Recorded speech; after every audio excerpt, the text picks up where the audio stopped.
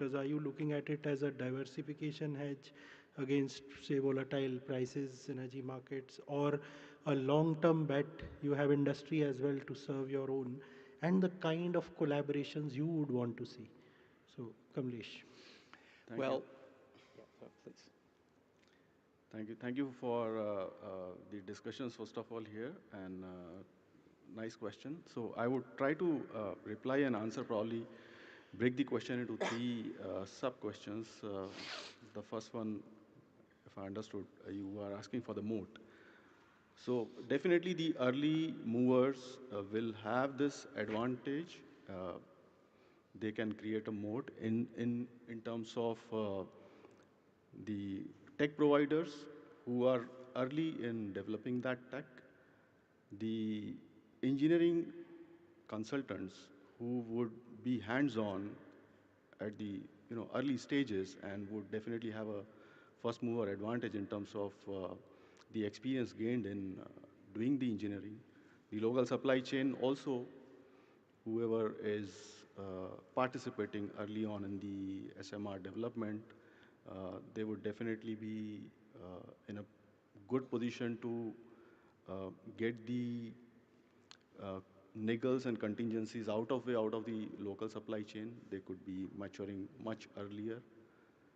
So these are the specific, I would say, kind of agencies or the service providers who will definitely have this early advantage. So it creates a kind of a mode for them as well. The second part of the question is diversification. We have already spoken enough. Agarwal ji and Ted has already spoken about it. That for creating the diversification, it is essentially the captive power generators who would be more interested in creating this diversification because of the fluctuating costs and fluctuating fossil fuel supply constraints globally. They would want to have a source which is diversified, not just in terms of the from the cost point of view, but the intermittency could be handled, the continuous availability could be ensured. So these are the diversification needs, I would say, for not just the captive power producers, probably for power generation at large. And the third aspect, I think, is the long-term prospect of the SMR. I see it is benefiting each and everyone. It will coexist with other energy sources, other energy verticals, and I think SMRs will have its own space in terms of the kind of geographies it will serve, the kind of micro regions it can serve, the kind of flexibilities it can provide in terms of load follow and other stuff.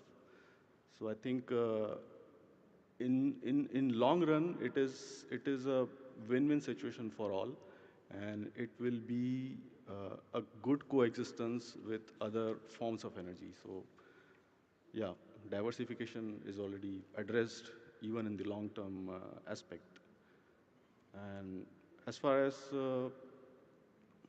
our organization in particular is concerned, I think after the Shanti bill has been tabled and passed, I think just like everyone else, we are also keenly observing the developments happening in the SMR space, not just the SMR, probably in the entire nuclear technology space, and we would definitely participate at the right time.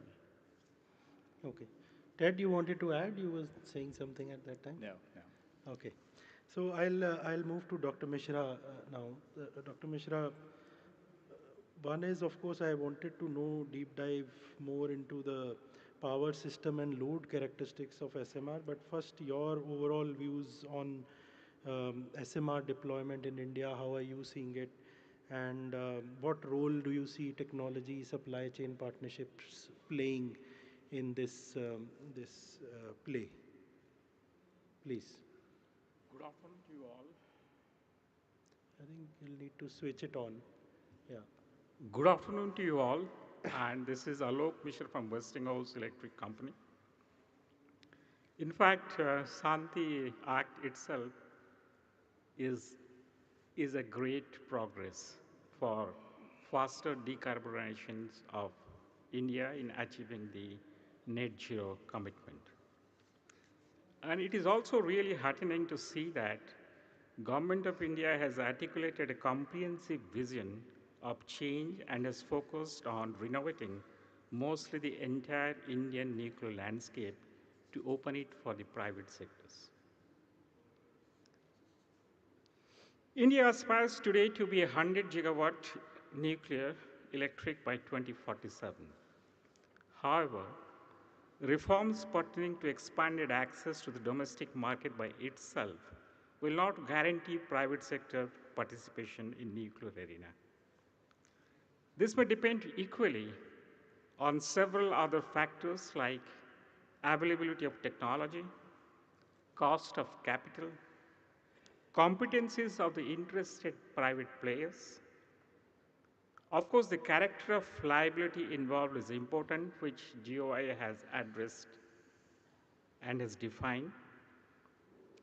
Rapid expansion of supply chain ecosystems that includes help from the external countries,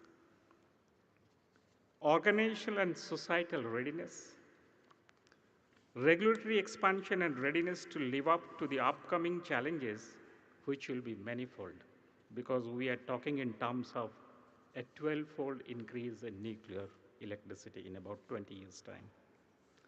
A critical challenge could also be financing, especially on the scale required for enlargement of nuclear sector as envisaged. And at the end of the day, whether India's nuclear power sector could expand as dramatically as the votaries advocate will largely depend on the economics of producing nuclear power. With that setting, let me get back to responding to a question, sir. India is an energy-hungry country, and our aspirations to increase the nuclear electricity by manifold by 2047 is perhaps potentially the highest in the world today. This is absolutely in synergy with the high rate of industrial and economic development in the country in the current regime. I must say that large reactors are good for achieving faster decarbonization, whether they could be built, wherever they could be built, and we could get the benefit of economy of scale. But soon, we will get into a situation in which we will have constraints of availability of land for large reactors. And we will have the only options of getting into SMRs, which will be of lesser risk with all advanced passive safety features, needs lower ticket investment, easier and faster to build, could offer grid follow flexi power operations, and could potentially be cohabited with the hard to abate industries. Process industries need reliable power, but not necessarily continuous fixed demand of power, as they themselves will have their own business cycle and shut down for their maintenance. Of course, hyperscalers are different, which will have round-the-clock reliable energy supply. With this, I must say that SMR is a must and will have their own space for India's next net zero accomplishment. SMR and AMR will potentially disrupt the nuclear industries in the coming decades. For Westinghouse, we have a AP1000 which produces reactor which produces about 1200 megawatt gross and about 1100 megawatt net.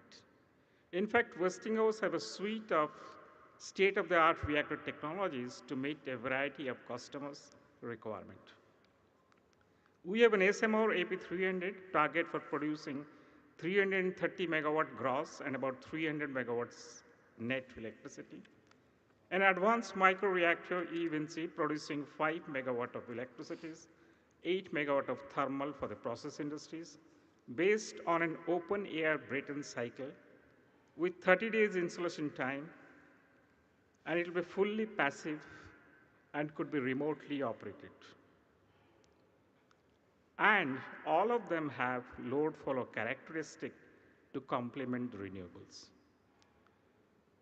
Thank you so much for your undivided attentions. Maybe the next round we will have the questions.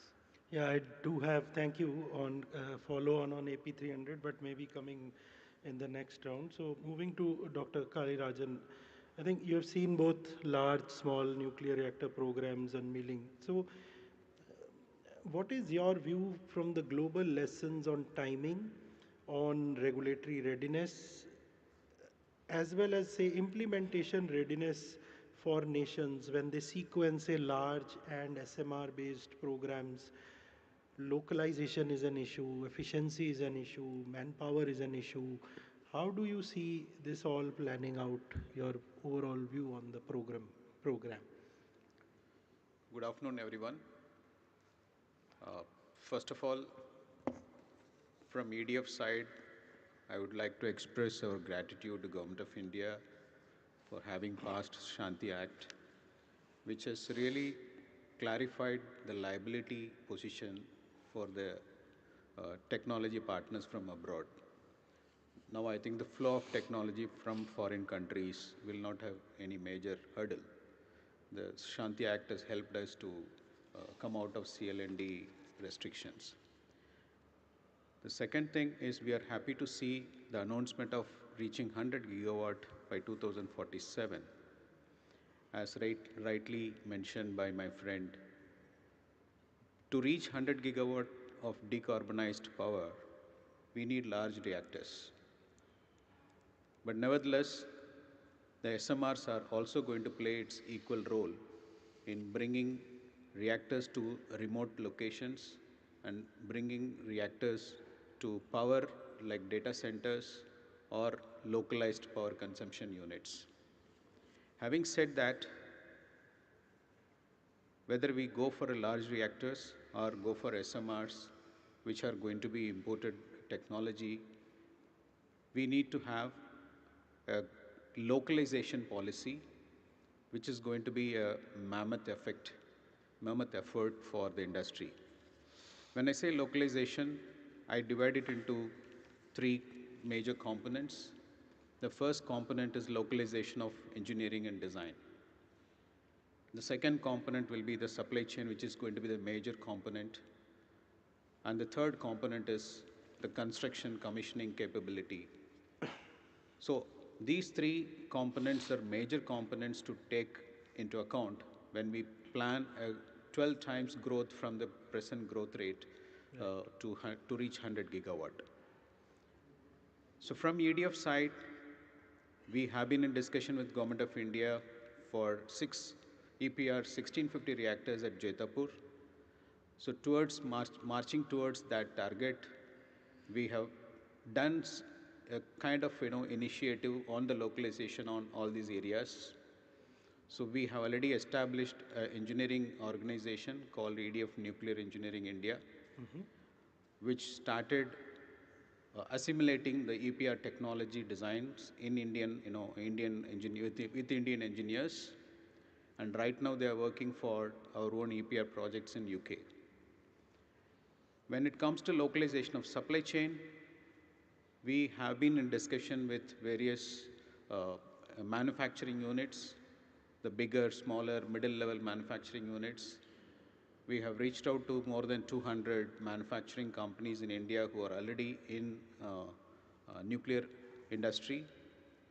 And we have also gone ahead with qualification process about 40 odd manufacturing firms further. The major challenge today, what we expect, whether it is large reactors or SMR, is that when the technology is going to come from France, the rules and regulation standards and the local regulatory compliances, these are going to be a major challenge. And the manufacturing industry to follow and adhere to the standards of design standards of the particular country, that is also another major challenge. So training the manufacturing industry in India, because supply chain is going to play a major role in almost more than 60% of the total cost of a project is based on the supply chain. So developing a supply chain is going to be a major challenge for us, and EDF is committed to that because we have a strong strategic civil cooperation agreement with Government of India, between Government of India and Government of France, and Right. we are committed to that agreement, and we will be continue to work on this area. And coming to the SMR, we are